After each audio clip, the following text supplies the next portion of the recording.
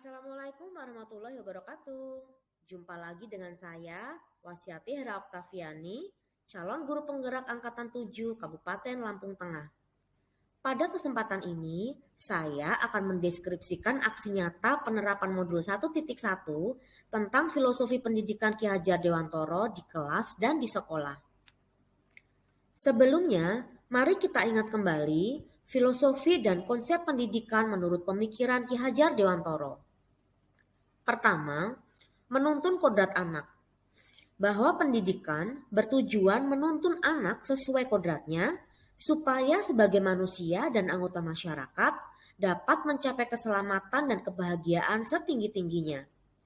Kedua adalah kodrat anak. Bahwa pendidikan harus selaras dengan kodrat alam, kodrat zaman, dan kodrat bermain. Ketiga, berhamba pada anak.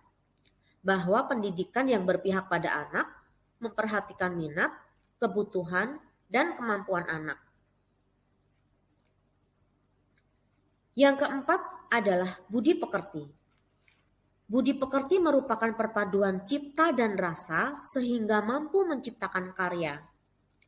Pendidikan harus mampu menebalkan budi pekerti anak dalam rangka menjadi manusia seutuhnya dan menjadi bagian dari budaya masyarakat. Yang kelima adalah merdeka belajar. Artinya, memberikan kebebasan anak untuk mengembangkan ide, berpikir kreatif, dan mengembangkan minat serta bakat murid. Yang keenam adalah asas trikon. Pendidikan harus kontinuitas, yaitu tidak melupakan akar nilai budaya. Pendidikan harus konvergensi, yaitu memanusiakan manusia, dan pendidikan harus konsentris, menghargai keberagaman dan memerdekakan murid. Perasaan saya selama melakukan perubahan yaitu semangat, tertantang, dan optimis. Saya sangat semangat dan tertantang untuk melakukan perubahan baik di kelas maupun di sekolah, serta mengajak rekan guru untuk memulai perubahan. Saya juga optimis bahwa apa yang saya perjuangkan akan membuahkan hasil. Namun begitu, banyak hal yang harus saya perbaiki, antara lain strategi pembelajaran. Strategi pembelajaran harus menyenangkan, berorientasi pada anak, dan bermakna. Penanaman karakter yang ditumbuhkan melalui kegiatan pembelajaran di sekolah. Yang ketiga, pembelajaran sosiokultural, yaitu nilai budaya lokal harus dipraktikkan, tidak hanya dikenalkan.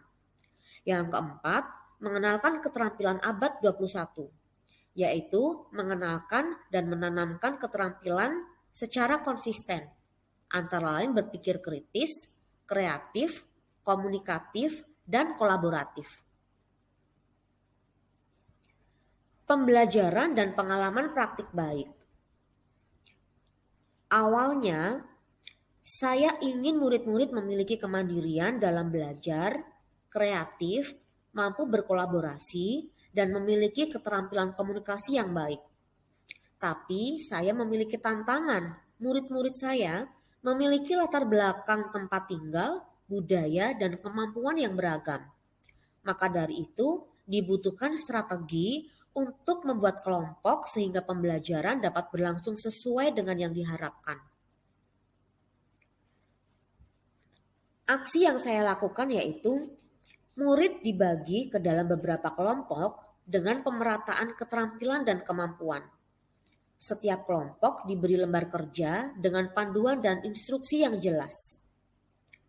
Setiap kelompok berdiskusi untuk memahami materi, menemukan konsep, dan memecahkan masalah. Setiap kelompok akan menyampaikan hasil diskusi dan pemecahan masalah. Perubahan yang terjadi yaitu murid merasakan bahwa berdiskusi lebih mudah dalam memahami materi dibandingkan berpikir sendiri. Dengan berdiskusi, memecahkan masalah bersama itu lebih seru dan juga lebih mudah. Dan yang terakhir, murid-murid merasa tertantang dalam melakukan presentasi. Yuk, mari kita lihat galeri foto cerita aksi nyata saya. Yang pertama adalah sebelum melakukan aksi nyata, saya menyusun perencanaan, yaitu berdiskusi dengan rekan sejawat. Ini adalah Ibu Agnes, Partner saya mengajar kelas 6. Selanjutnya, saya membuat rencana pembelajaran, termasuk membuat lembar kerja untuk siswa. Kemudian, ini adalah contoh penerapan yang saya lakukan. Yang pertama yaitu pembiasaan. Pembiasaan dalam rangka penanaman budi pekerti. Misalnya, sikap disiplin ditunjukkan melalui kegiatan berbaris sebelum memasuki ruang kelas. Kemudian berdoa dan saling memberi salam untuk memulai pembelajaran. Ini akan meningkatkan iman dan takwa kita. Kemudian, membersihkan area kelas di pagi dan sore hari secara bersama-sama. Ini untuk mengajarkan kita tentang gotong royong. Selanjutnya dalam proses pembelajaran. Anak-anak diminta bekerja dalam kelompok, berdiskusi menemukan konsep, memecahkan masalah, kemudian mempresentasikan hasil diskusinya. Kegiatan ini akan melatih keterampilan abad 21 pada anak dalam rangka menyesuaikan kodrat zamannya anak. Selanjutnya adalah refleksi pembelajaran. Refleksi pembelajaran saya lakukan di akhir pembelajaran.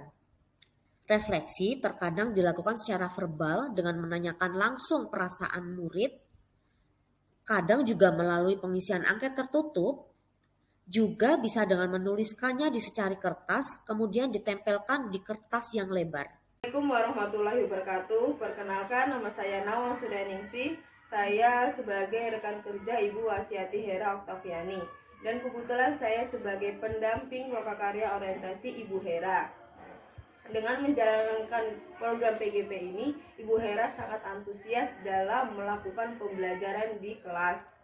Dan beliau juga berbagi tentang pendidikan Ki Hajar Dewantoro ke rekan guru-guru di sekolah. Dengan itu, semoga Ibu Hera tetap semangat dan menyelesaikan program PGP ini dan melakukan perubahan di sekolah. Amin. Terima kasih. Assalamualaikum warahmatullahi wabarakatuh. Assalamualaikum warahmatullahi wabarakatuh. Nama saya Oktaria Damayani, kelas 6 SD 01 Yapindo. Saya ingin bercerita di saat pelajarannya Miss Hera. Di saat pelajaran Miss Hera itu sangat menyenangkan. Kami belajar tentang berdiskusi, berkelompok, membuat proyek, dan berpresentasi. Itu sangat menyenangkan.